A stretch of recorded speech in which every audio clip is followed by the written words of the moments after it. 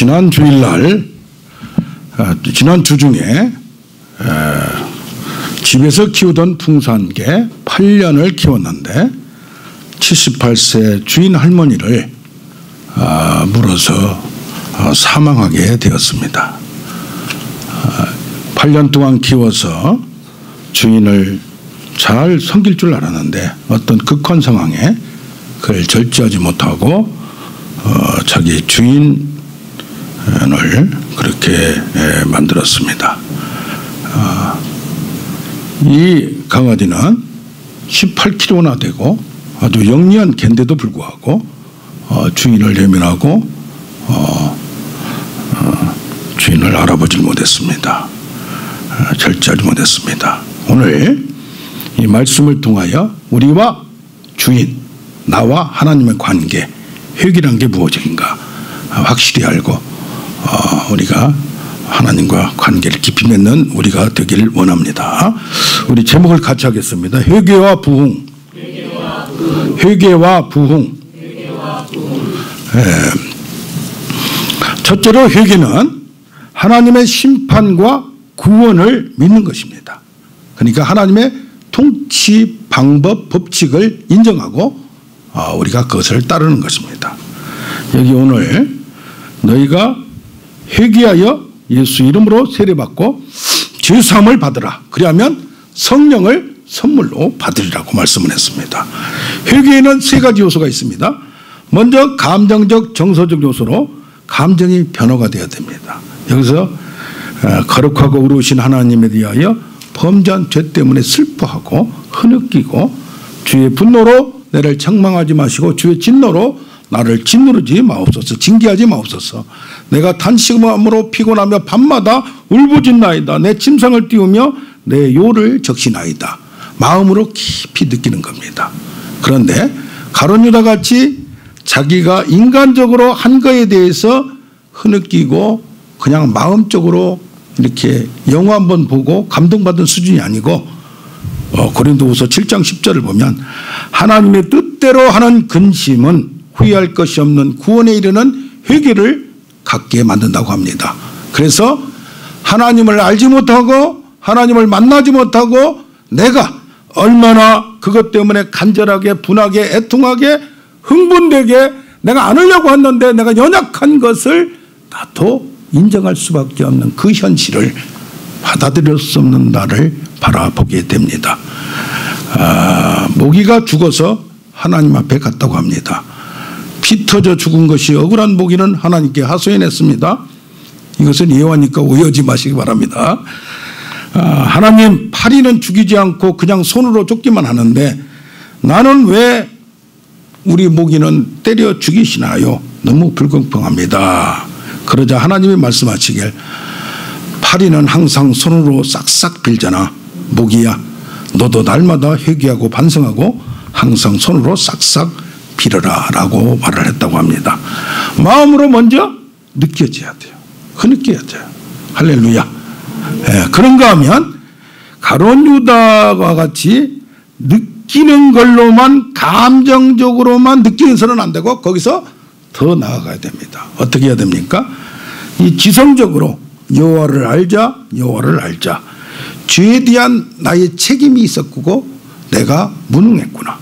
내가 어쩔 수 없구나. 그래서 로마서 3장 20절에 율법의 행위로는 어렵다 하심을 받지 못하나니 율법을 그러나 법으로는 뭐래요? 죄를 깨달음이라. 그러니까 교통법규가 많잖아요. 신호대기 또 뭐 과속 이런 것이 법이 없으면 그게 과거에는 없었습니다. 이 앞에도 어떤 때는 안 잡다가 어떤 때는 잡아요. 그래서 지난번에 우리 이전 예배 드릴 때 괜찮다고 다 여기다 주차하라고 했는데 어떤 분이 딱지가 날라왔다고 연락이 왔어요. 아무튼 내가 스스로 거두어드리고 티끌 가운데 회개하나이다. 깨달음이 있어야 됩니다. 욥도 내가 회개한다는 것은 하나님에 대해서는 이 욥은 무슨 도덕적인 무슨 윤리적인 죄를 지었던 게 아니고 하나님에 대해서 알지 못함을 깨달았다는 얘기입니다. 할렐루야. 탕자도 아버지 집을 떠나서 자기 혼자 잘 될 걸로 생각했는데 그게 실패하고 난 다음에 아하, 아버지를 떠나서는 내가 어쩔 수 없구나. 누구? 창조주 하나님을 떠나서는 어쩔 수 없구나. 그것을 바라보게 합니다. 할렐루야. 요나도 하나님이 가라한 곳으로 가지 않고 자기 가고 싶은 대로 갔어요. 그러다 보니까 고난을 당하게 됐어요. 고래뱃 속에 쑥 빠져서 이제는 바다 가운데에 고래 안에서 헤어나올 수가 없습니다. 그럴 때에 무릎 꿇고 하나님께 돌아오게 되고 하나님을 인정하니까 하나님이 투하게 만들어서 구해졌다는 얘기입니다. 모두 회개해야 된다 하고 주일학교에서 얘기를 했습니다. 그러니까 그러면 목사님이 한 학생한테 물어봤습니다. 회개를 하려면 어떻게 해야 되지요? 라고 하니까 학생이 얘기합니다. 먼저 죄를 지어야 합니다. 라는 겁니다. 그러니까 죄가 무엇이라는 것을 알아야 합니다. 우리가 어떻게 보면 지금 회개라는 것이 좀 옛날에 훔쳤다, 어떻게 남을 아프게 했다, 윤리적으로 그랬다. 그것도 그럴 수 있습니다. 그것은 어떻게 보면 인간이 도찐 개찐입니다. 얼마나 많이 깊게 했나 낮게 했나 그 차이지 상황이 어렵다 보니까 그럴 수 있는 거지. 오늘은 회개가 정말 무엇인가를 뼈저리게 느끼는 우리가 되길 원합니다. 또한 이 회개는 내가 여기에서 의지적 요소로 그냥 있는 게 아니고 방향을 바꾸는 겁니다. 그래서 베드로와 같이 내가 예수님을 부인했지만은 내가 잘못했지만은 그걸로 끝나지 않고 예수님 앞으로 오는 겁니다. 그러나 가룟 유다는 흐느끼기만 했지 돌아오질 못했습니다. 왜? 나는 예수님 자체를 인간적으로 제자로서 배신한 거지 하나님의 아들로서는 받아들이지 않기 때문입니다. 그래서 내 마음에 정한 마음을 창조하시고 정직한 영을 주소서. 그 정직한 영, 정직한 마음으로 성향을 바꾸는 겁니다. 방향을 바꾸는 겁니다. 그래서 오늘도 너희가 십자가에 못 박은 예수를 하나님이 주와 그리스도로 만들었다고 했습니다.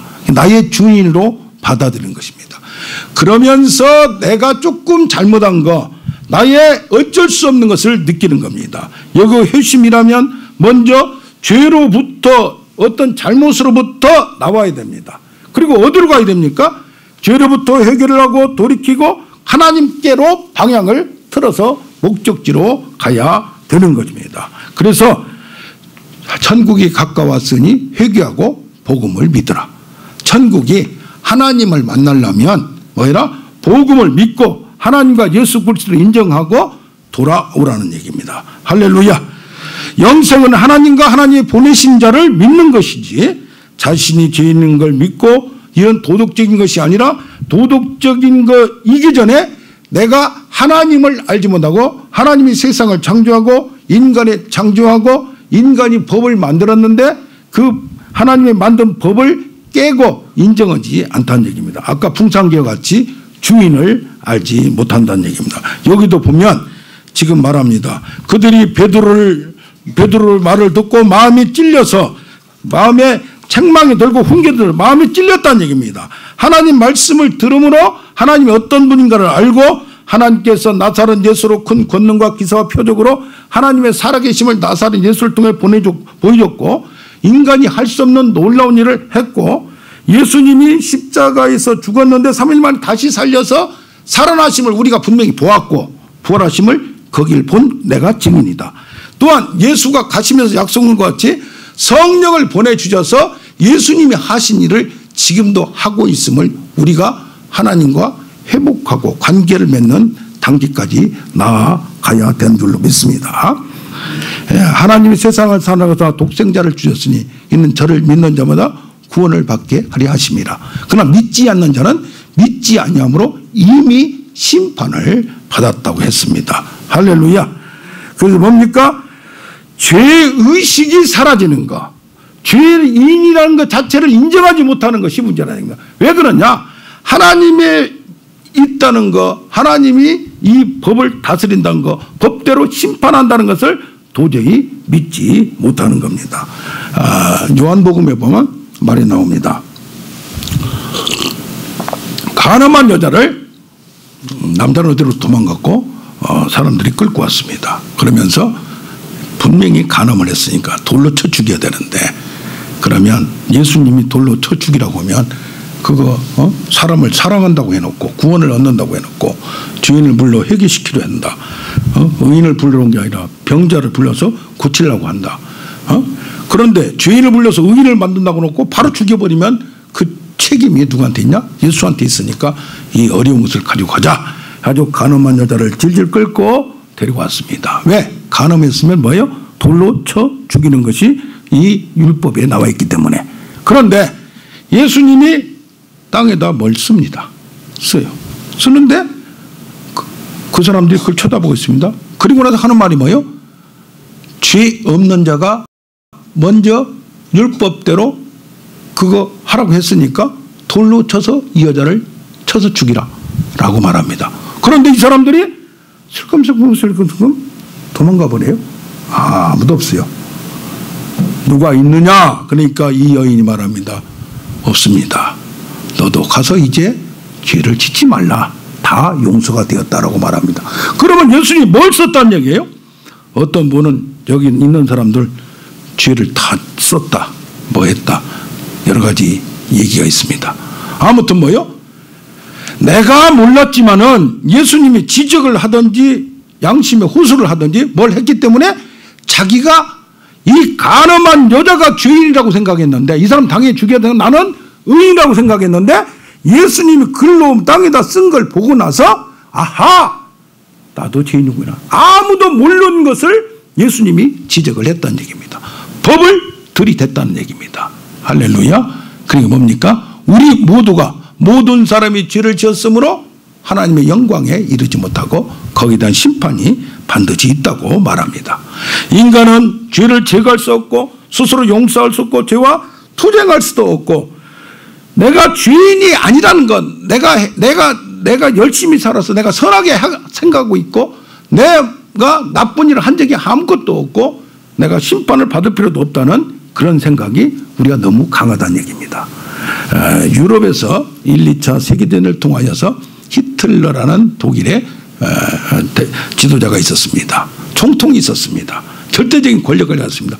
독일인이여 모이라. 게르만 민족이여 뭉치자. 우리나라를 대단하게 만들자. 세계 역사상 최고로 만들자.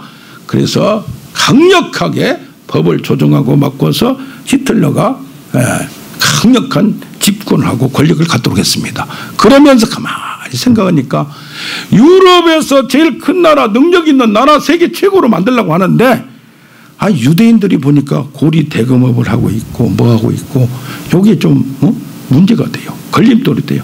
그러다 보니까 유대인들을 몰아가서 죽이는 데에 교모하게 선전을 합니다. 신문을 냅니다. 이 사람들 마음을 호도를 합니다. 그러다 보니까 여론이 싹 돌아가면서 뭡니까? 유대인은 성경에 봐도 예수를 죽였고 또 그 벌이 있고 그 돈만 좋아하고 고리대금업자를 하고 비싸게 이자 받고 저거 때려 죽여야 됐구나. 모든 사람들도 얄밉게 생각을 했기 때문에 그게 다 교모하게 심리적으로 악용이 될 수 있는 여건이 됐습니다.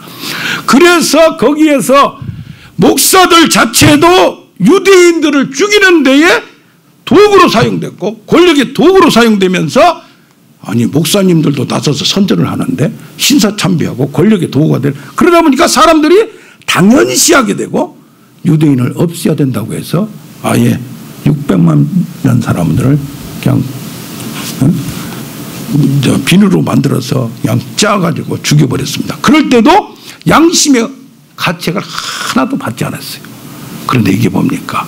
이것이 인간이 과학이 발달하고 문화가 발달하고 최고의 나라, 최고의 제국을 만들고 최고의 국가를 만들고 민족을 만든다는 그런 기치 아래에 뭉치다 보니까 뭐가 됩니까? 걸림돌이 되는 대적들, 걸림돌이 되는 세력들은 가차없이 무너뜨리다 보니까 당연히 그렇게 해야 되지 않겠어요? 반대하니까 또 다른 힘을 가지고 있으니까 그러다 보니까 여기에서 죄책감을 전혀 안 느끼는 겁니다. 이것을 지적한 사람 신학자가 있습니다. 뭡니까? 우리가 나만 생각하다 보면 타인을 생각하지 않고 나만 생각하다 보면 종교나 정치나 민족을 내 우선으로 생각하다 보면 타인을 전혀 개의치 않고 말미암아 아주 상상할 수 없는 악을 우리가 저질 수 있다는 것을 인정해야 될 줄로 믿습니다. 아멘.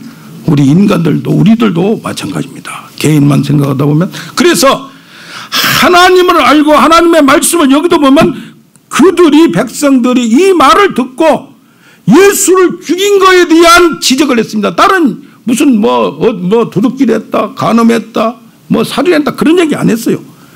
예수를 너희가 죽인 것 자체가 하나님을 인정하지 않는 것 그 자체가 바로 죄라고 하니까 마음에 찔렸다는 얘기입니다. 우리가 뭡니까? 하나님을 인정하지 않는 것, 하나님을 바라보지 않는 것, 하나님의 말씀을 무시하는 것 자체가 죄인지를 알아야 될 줄로 믿습니다. 할렐루야. 도덕적인 것, 이런 인간의 행동이 잘못된 것, 그 다음 문제라 이 말이요. 살아계신 하나님이 공의대로 법대로 세상을 심판하고 세상을 운영하고 있음을 반드시 인과 응보 보응이 있다는 것을 알아야 될 줄로 믿습니다. 이 세상에서 되지 않으면 죽은 다음에 반드시 심판이 있음을 성경은 말합니다.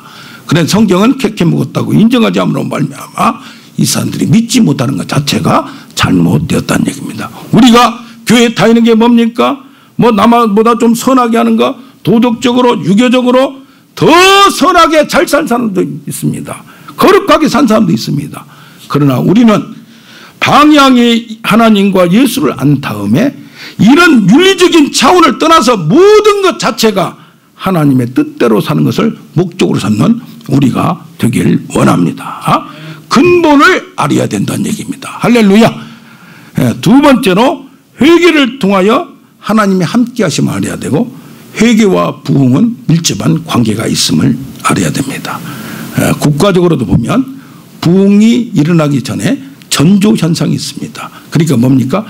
하나님과의 관계가 회복되지 않으면 가정이나 우리 마음이나 국가나 사회나 가시와 엉경치 상태로 있을 수밖에 없다는 얘기고, 어떻게 보면 또 어려운 상태에 있다가 국가나 사회나 가정이 어려운 계절이 있습니다. 어려운 시즌이 있습니다. 여러분가 봄, 여름, 가을, 겨울이 있듯이 겨울에 차가운 환경 상태에 있을 때 어쩔 수 전 세계가 잘 부흥되고 국가가 또 나라가 과학이 발달되고 기술이 발달했는데 많이 힘을 갖다 보니까 그걸로 뭘 만들어? 무기를 만들고 핵무기를 만들어 보니까 1, 2차 세계전쟁을 통해 사람을 엄청나게 죽여버렸습니다.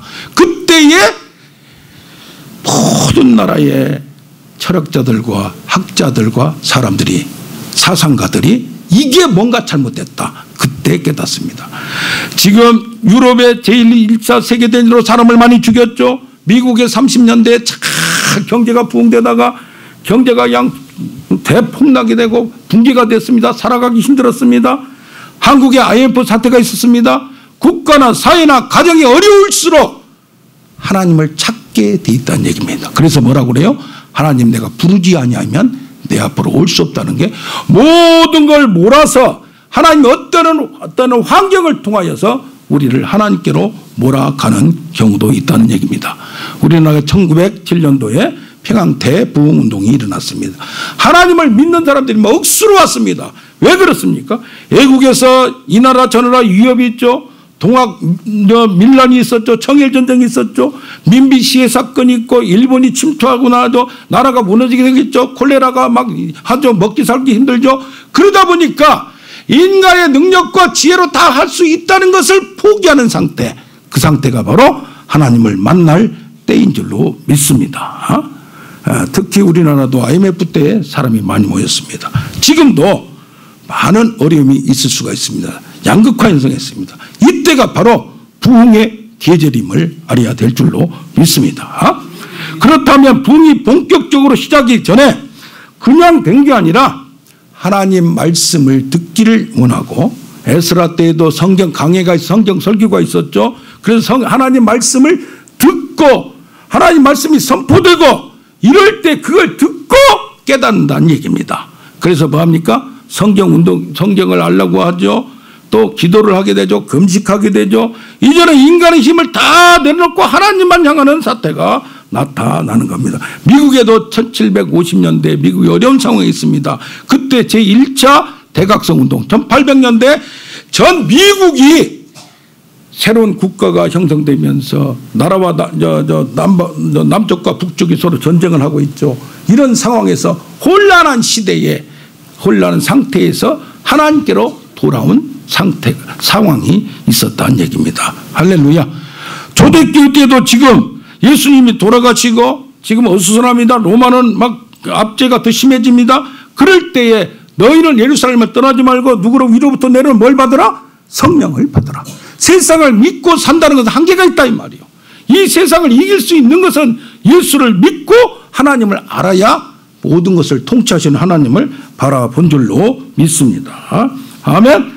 그래서 오늘 성경도 보면 역대하다 보면 너희가 악행을 떠나 이게 예루살렘 성전을 만들어 놓고 누가 솔로몬이 기도합니다.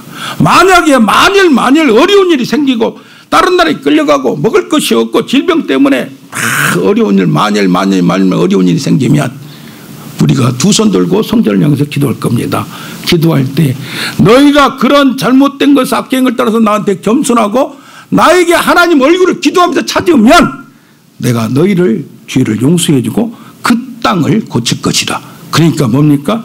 내 마음이 허전하고 나이가 들어가면서 공허하고 또 상황이 어려워지고 여러 가지 사태가 발생될 때에 우리는 하나님을 찾는 기회로 삼아야 될 줄로 믿습니다. 요에서 2장 13절에는 너희가 옷을 찢지 말고 뭘 찢어라? 마음을 찢어라. 그리고 형편이 좋아진다고 해서 그것이 편안하다고 해서 마음이 평안한 게 아니고 내 영혼이 만족한 게 아니고 영혼의 만족을 위해서는 하나님 내게로 돌아오라. 통회하고 자복하는 심령을 내가 외면치 않는다고 말합니다. 할렐루야. 그래서 이런 부흥은 우리가 열심히 준비도 해야 됩니다.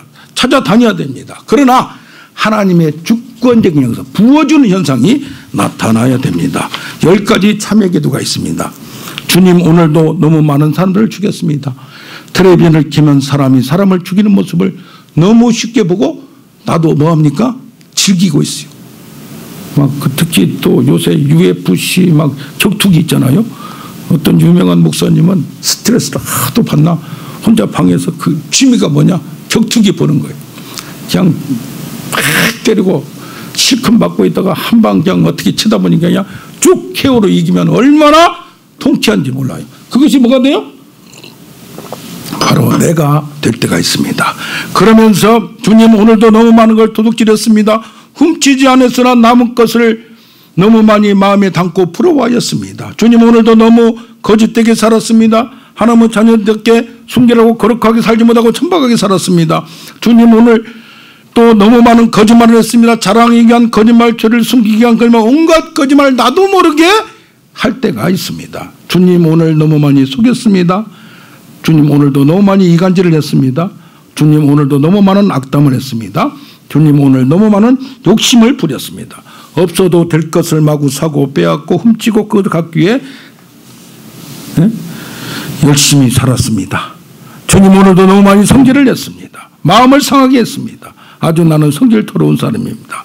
주님, 오늘도 나는 너무너무 어리석게 살았습니다. 라면서 10가지 참회의 기도를 하는 사람이 있습니다. 우리가 이 사람같이 이렇게 노골적으로 하지 못하더라도 내 마음의 상태가, 내 영혼의 상태가 내가 깨닫는 우리가 되길 원합니다. 아멘. 내가 거룩하다, 남보다 착하게 산다, 그게 떠나서 하나님과 깊이 들어갈수록 하나님을 만나게 되고 그 속에서 영혼의 기쁨과 만족을 얻습니다. 세상과 세상에 있는 것들을 사랑하지 말라. 그것들은 잠깐 있다가 없어진 것이고 하나님의 뜻을 찾는 자는 영원하리라. 할렐루야. 이렇게 될 때는 항상 뭡니까? 하나님이 나와 함께 살아계시다는 임재 의식을 내가 느낍니다. 뭐 할 때? 말씀을 들을 때, 기도할 때, 뭐 할 때? 하나님이 함께 한다는 임재 의식을 느껴요. 내가 느껴요. 죄에 대한 깨달음이 깊이 들어가고 영적 예력이 나타나고 성경이 깨달아지고 알게 되고 하나님 말씀 선포를 받을 때 형언할 수 없는 눈물과 내 속에서 감동이, 흐느낌이 나도 모르게 흘러넘칩니다. 잠잘 때에도 눈물이 납니다. 할렐루야. 차를 타고 가다가도 너무 감사하고 하나님의 취하는 역사가 나타납니다. 술에만 취한 게 아니라 새술에 취해서 하나님과 깊이 교제하는 역사가 나타납니다. 영국에 어떤 젊은이가 있었습니다. 광산에서 일하는 노동자였습니다. 노동자였고 그렇게 부자도 아니고 학교도 배우지 못하고 말도 제대로 못했어요. 성경을 읽다가 사람들이 돈 버는데 뭐 취하는데 너무 쾌락에 빠져 있는 것이 막 이게 막 마음에 느껴지는 게 내가 정말로 하나님과 만나서 통로가 되리라. 그러면서 기도를 10년간을 어릴 때부터 해왔습니다. 그런 다음에 신학을 공부하면서도 또 일도 했습니다. 그런데 다른 것도 공부한 게 아니라 성경만 읽으면 눈물이 나고 성경이 깨달아지는 거예요.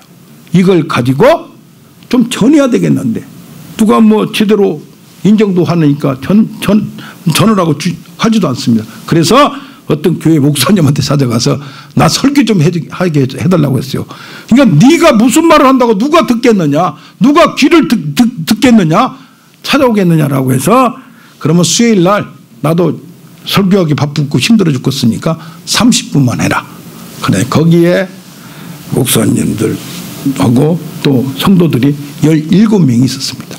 그런데 이 젊은이 25살짜리가 마음속에서 느낀 것을 그냥 앞뒤도 안 맞지만은 막 얘기를 했어요. 17명이 눈물을 흘리면서 하나님이 이 자리에 있는 것 같은 그런 착시 현상이 나타났어요. 하나님이 그를 통하여 진짜 살아있는 것이 믿어졌어요. 왜 그러느냐? 이가 봄에 밤중에도 시대도 하나님과 교통하고 교제하는데 밤 1시에 하나님이 자기를 찾아와 계시다는 것이 확신이 됐어요. 그리고 이 민족에게 너를 통하여 전도하고 말씀만 전하면 네가 무슨 말을 하든지 그들이 받아들이라는 확신이 있었어요. 이 나라를 하나님 앞으로 드리고 싶은 마음이 간절했어요. 그렇게 했을 때에 이를 통하여 7명이 30일 만에 몇만 명이 3만 7천 명이 하나님께로 돌아왔습니다. 5개월 만에 10만 명이 돌아왔고 나중에 영국에서 200만 명이 하나님께로 돌아왔음을 믿습니다. 할렐루야. 이것이 인도로 퍼졌고 인도에 갔던 게 평양으로 퍼졌고 평양에 갔던 게 어디로 퍼졌느냐? 미국으로 퍼져서 이 청년 25세 유명하지도 않고 똑똑하지도 않는 이를 통하여 세계 부흥운동을 일으킨 장본이 되었던 걸 믿습니다. 할렐루야. 예수님 당시에도 지금 베드로를 통하여 나중에 보면 유대교회 바리새인들, 서기관들, 제사장들이 주께로 돌아옵니다. 그런가 하면 국회의원, 제사장들이 돌아옵니다.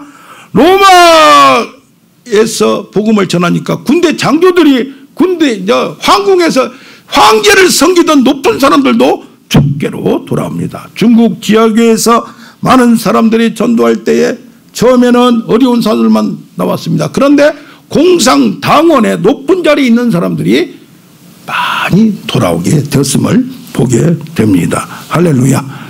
예.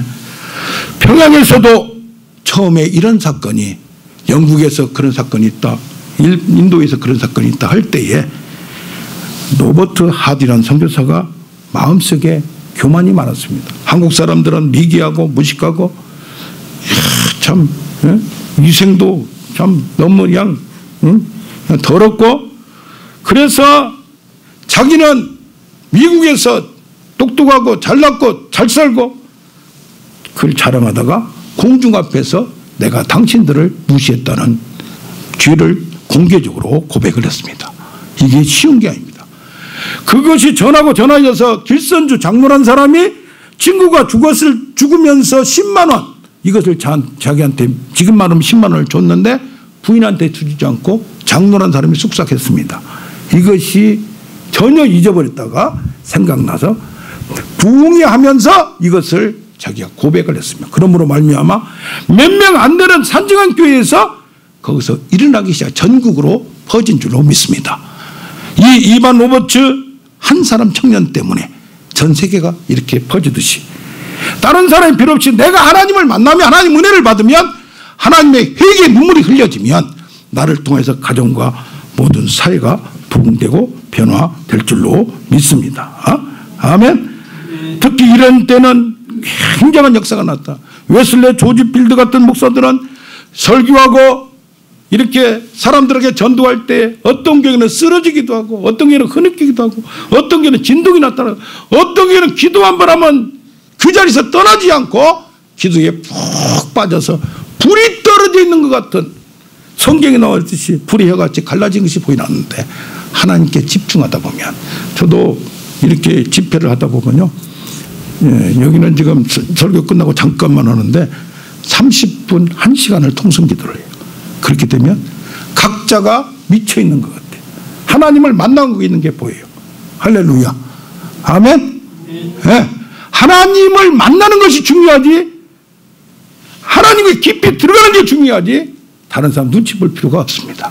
하나님, 교리적으로 아는 것도 중요합니다. 성경을 아는 것도 중요합니다. 그러나 내 마음에 부딪혀서 내가 오늘 또 만나는 우리가 되길 원합니다. 아멘. 네. 세 번째로, 회개 후에는 반드시 부흥의 결과가 있습니다. 모두가 살아나는 역사가 나타납니다. 여기도 보면 뭐라고 하냐면은 그들이 3,000명이나 회개하고 그런 표적이 나타나는데 사도의 가르침을 받아 그랬어요. 그러니까 뭐요? 성경을 알기를 원하고 하나님을 알기를 원하는 갈망이 생겨요. 할렐루야. 이게 밥도 먹다 보면 이 밥도 먹고 싶고 저 밥도 먹고 싶고 이게 많이 되다 보면 뭐예요? 밥이 밥맛이 없을 때가 있어요. 특히 여름에. 또 사람 간에도 권태증이 있을 때가 있어요. 우리도 어때요? 설교 말씀이 딱딱해지고 이게 들어오지 않을 때, 그때는 뭐요? 내가 영적 건강 상태가 지금 이상이 있다는 징조예요. 그럴 때는 뭐합니까? 더욱더 가까이 가고 더욱더 깊이 묵상하고 더욱더 깊이 하다 보면 세상에서 느낄 수 없는 기쁨과 즐거움, 세상에서 만날 수 없는 영적인 감각이 그냥 느껴지는 겁니다. 할렐루야. 뭐 공부해서 되는 것도 아닙니다. 저기 성경이 그동안에 유명하게 써있던 사람들은 뭐 스펄전 목사나 미국에 있는 토저나 또 무디나 학교를 많이 다닌 사람이 아니에요. 영적인 것은 머리만 가지고 되지 않습니다. 영적 감각이 그냥 느껴지고 통달되고 하나님의 기쁜 것이 알게 되어 가는 것입니다. 할렐루야.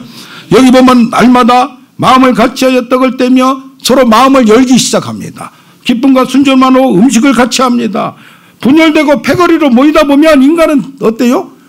장로의 안수집사가 서로 교회 내에서 은혜가 떨어지면 싸우게 돼요. 그러나 이것이 은혜로 회복하면 미웠던 사람들의 원수가 자기가 사랑하게 되는 역사가 나타나게 될 줄로 믿습니다.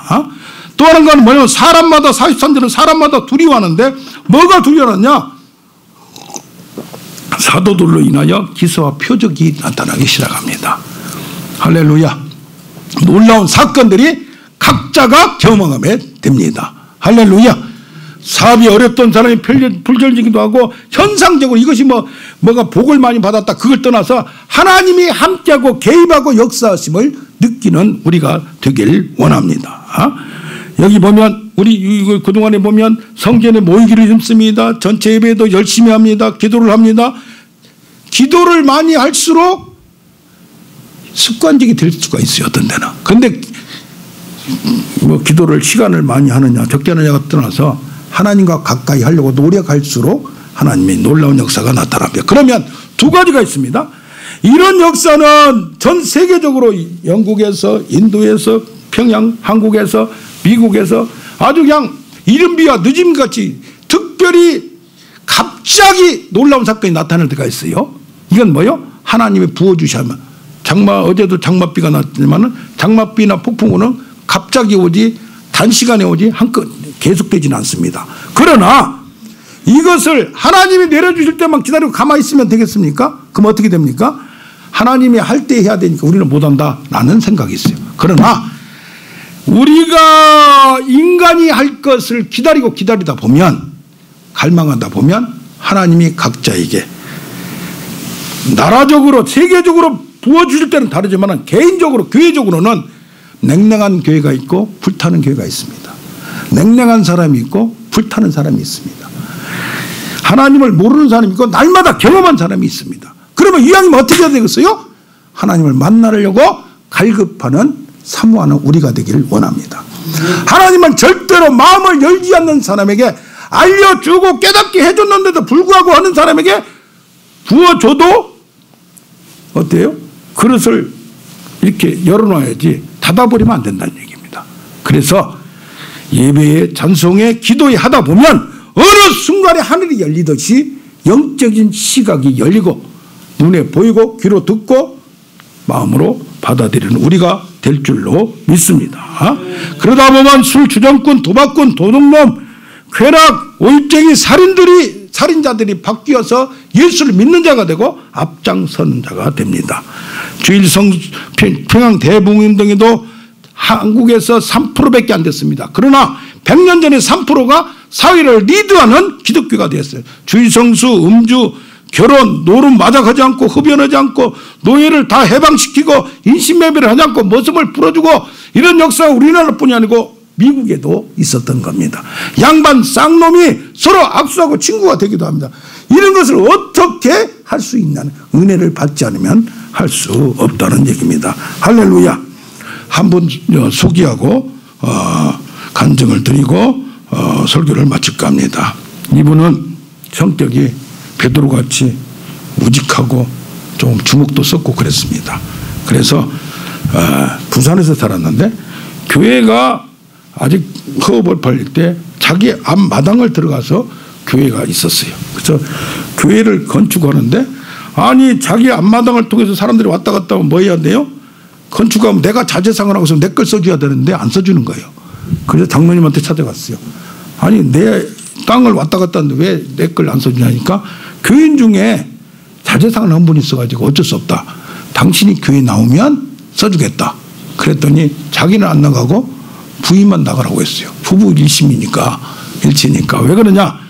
자기는 어머니가 딸이 있었는데 절에 가서 불공들에서 나온 이거고 예수 믿는 사람들은 주먹을 쓰고 이렇게 째째하고 한번 틀어지면 뭐 만나지도 않고 어찌고 오니까 째째한 사람이라고 자기는 안 나오고 그러면서 그 장로를 졸졸졸 따라서 자재상을 해서 돈을 많이 벌었어요. 벌고 이렇게 지냈어요. 그런데 워낙 그 근방에서 어릴 때부터 주먹을 썼고 하다가 1980년대에 전두환 정권이 들었으면서 뭘 했어요? 삼청 교육대에 어떻게 해가지고 잡혀 들어가 버렸어요. 그러니까 이제 장사도 못하고 힘듭니다. 그런데 목사님이 신방을 왔어요. 그런데 또 운이 좋게 그 목사님 동생이 전두환 그 정권하고 손이 나가지고 교회 나오면 빼준다고 하니까 무조건 나오겠다고 해서 나왔습니다. 하여튼 운도 좋은 사람이요. 그런데 집에 가서 집안에서 시골에서 명절 때 만나서 제사를 드렸는데 믿으려면 확실히 믿어야 한다. 성격대로 하는 거예요. 주먹 쓴 사람이 뭐예요? 결단이 빠르잖아요. 예수를 믿으니까 난 못 온다고 하니까 아버지 또 친척들이 너는 호적에서 빼니까 오지 말라고 해서 출입이 금지당했습니다. 가만히 생각하니까 내가 이런 건 하는데 핍박은 받는데 예수가 누군지 모르니까 어떻게 해야 되겠어요? 에라 모르겠다. 신학 좀 공부하자 해서 이제 직장을 안 다니고 공부하면서 근데 마누라가 또 가서 돈을 잘 벌어와요. 그래서 또 기독교 방송국에 누가 취직을 시켜줬어요. 그러니까 돈도 벌고 공부도 하니까 얼마나 좋아요? 하루 다 기분 좋아서 흥얼거리고 이제 막 들어갔다고 해서 전도사라고 불러주는데 와보니까 아니 집안에 불이 꺼져 있는 거예요. 애들만 울고 있는 거예요. 봤더니 마누라가 없어져 버렸어요. 가출됐어요. 아니 그 다음날도 안 들어와요. 그 다음날 며칠 지나니까 집에 있는 물품에 차압이 붙기 시작합니다. 그런가 하면 직장에도 월급이 차압이 붙고 창피해서도 직장을 못 다니고 아기들은 시골에 보내고 그래서 어떻게 됩니까? 아내 찾으러 돌아다닙니다. 그러다가 노숙자가 되어버렸습니다. 그래서 은혜는 받았기 때문에 여기저기 돌아다니면서 부흥이 온다면 그때 당시는 쫓아다니고 해서 이렇게 하는데 내 꼴이 이건 말이야 예수 믿다가 거렁방이 되고 집안이 쪽방나게 생겼어요.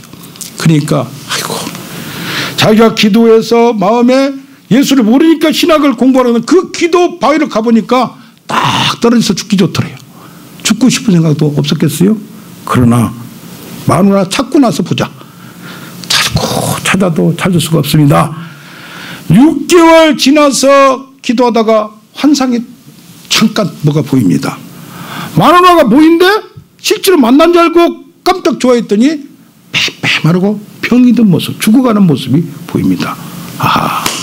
지금 어디서 고생하고 있나 보구나 하는데 지나가다가 얼마쯤 지나가고 있다가 부인한테서 전화가 옵니다. 그게 거의 2년이 돼서 전화가 왔습니다.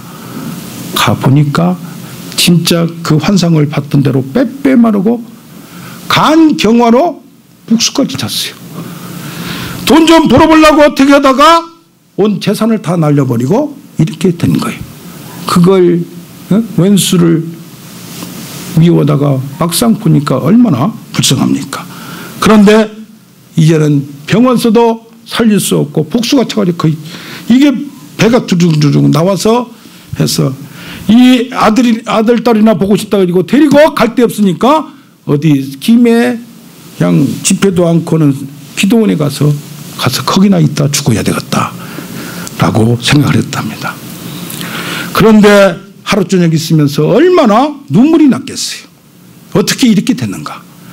내가 그동안에 아내를 깊이 사랑해주도 못했는데 1년만 살게 해주십시오 했는데 도저히 있을 수도 없고 해서 내려가지고 갑니다. 내려오는데 거기 어떤 사람이 젊은이가 술 담배를 끊으려고 일주일 금식을 왔다가 금식을 하루만 하고 같이 뒤에 오면서 아니 그렇게 아픈 사람이 어떻게 그냥 가요? 우리 어머니가 입이 획 돌아갔는데 어떤 분이 기도 한 방으로 나왔다 이거요. 그러면서 전화번호를 딱 알려주는데 불러주는데 이 양반 뭐요? 그래도 신학교 나부랭이라고 다녔잖아요. 그러니까 이것은 무슨 이상한 소리 한다고 무시를 했어요. 그런데 부인이 가서 기도 한번 받자고 합니다. 그런데 싹 지나가면서 말해준 전화번호가 생각이 나는 거예요. 가보니까 나이 든 분인데 2년 동안 병원에서 그렇게 고생을 했다는데 복수가 거의 차가지고 죽을 하는데 눈물을 흘리면서 그 배에다 손을 대고 기도를 하더래요. 예수님, 이 죽어가는 생명 가족을 생각해서 한번 살려주십시오. 그런데 정말 기적같이 그날 복수가 샥 없어져서 기적이 일어난 줄로 믿습니다. 그러다 보니까 이 사람이 깜짝 놀란 거예요. 그때부터 자기가 하나님을 제대로 몰랐던 걸 회개하고 그동안에 사랑하지 못했던 걸 회개하면서 아내도 눈물 콧물 다 흘리면서 이들이 나중에는 정말로 회복되고 저 부산에서 알아주는 부자가 되고 할렐루야 회복이 되고 전영호 장로라고 나중에 기독공부회 사장까지 되는 놀라운 전국에 이제는 뭐요? 한 달에 8번씩 간증하러 다니는 거예요. 하나님의 살아계심을 증거하는 증인이 됨을 믿습니다. 아멘. 예, 말씀을 정리하겠습니다. 회개는 하나님이 살아계심, 하나님의 심판과 구원을 믿는 것입니다. 하나님의 통치 법칙을 인정하는 것입니다. 둘째로 회개를 통하여 하나님이 함께합니다. 회개를 통하지 않고서는 하나님을 믿고 내가 죄인인 걸 고백하지 않고서는 하나님을 만날 수가 없습니다. 그런 다음에는 부흥이 있습니다. 회개 후에는 반드시 변화가 있습니다. 가정에, 사회, 국가에, 내 가정에 놀라운 변화가 있음을 믿는 우리가 되길 원합니다. 아멘.